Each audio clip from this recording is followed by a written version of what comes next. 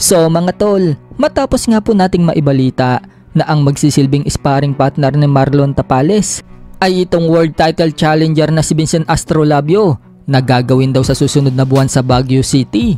Bukod nga po kay Vincent Astrolabio, tutulong din kay Tapales ang top contender sa Super Bantam na si Filipino Carhams Martin. Nagpost nga po si Wonderboy mga tol sa kanyang Twitter account at sinabing tutulong daw siya kay Marlon Tapales para sa paghahanda nito kay Naoya Inoue. So sanib puwersa nga po ngayon ang mga Pinoy upang talunin ni Tapales si Naoya Inoue sa laban nila ngayong December 26. Bukod nga po sa dalawang magigiting na Pinoy na tutulong kay Tapales, alam naman natin mga tol na naka-sparring na din ni Tapales ang former WBC Featherweight World Champion Mark Magsayo sa Amerika.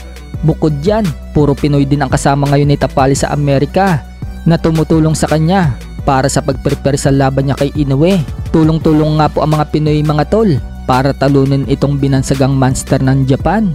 Bago tumungo sa Japan si Tapales, dito muna sa Pilipinas gagawin ang nalalabi niyang training. Isang magandang hakbang nga po yan mga tol dahil mas lalong makakapokus siya. Grabe nga po ang paghahanda na ginagawa ngayon ni Tapales dahil sobrang importante ang laban na ito para sa kanya. Ika pa nga ng team niya mga tol, Marlon Tapales will shock the world. Sa kabilang banda naman mga tol, Janrel Casimero, sinabing papalitan umano niya ang kapatid niyang si Jason Casimero bilang head coach kapag natalo na daw siya. Pero ngayon, hindi daw niya tatanggalin ang Kuya Lods niya dahil deserve daw nito na siya pa rin daw ang maging head coach dahil kahit kailan, hindi pa daw siya natatalo mula nang mahawakan daw siya ng kapatid niya. Inggit lang daw kay Jason ang mga ibang trainer dahil sa 10% na nakukuha ni Jason sa laban niya. Hindi daw kasi kinikita ng ibang trainer ang kinikita ni Jason Casimero. Kahit na bago pa lang daw ito sa pagtitrain, nagpapakahirap umano si Jason sa training nila. Kaya tama lang daw na makuha nito ang dapat niyang makuwang porsyento. Ilang taon tayo no, nakasama ko si Kuya Lods. Natatalo ba kami?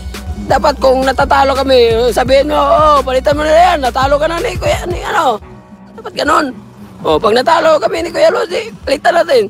Samantala, may nabalitaan naman po tayo mga tol na ang referee daw sa laban ni Casimero versus Uguni ay kamag-anak daw pala ni Uguni. Kaya marami ang nagsasabi mga tol na ganun na lang daw pala protektahan ng referee itong si Uguni. Bukod dyan, nagtaka din ang mga nakapaligid kay Casimero dahil nag-iba daw ang referee.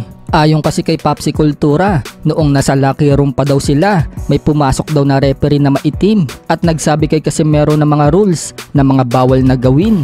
Pero pag akyat daw sa ibabaw ng ring mga tol, laking gulat ni Popsi Kultura, iba na daw ang naging referee.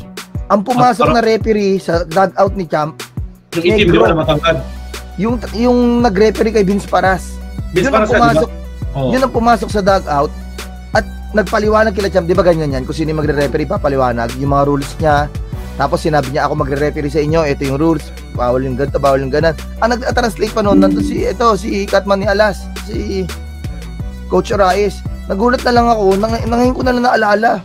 Yun nga yung nagpaliwanag umano pa ako noon binati ko pa sabi ko Yoroshiku Negashimasu Pagdating ng laban, hapon yung nag-referee. Nasa taas sa ring. Kaya nakakagulat rin yun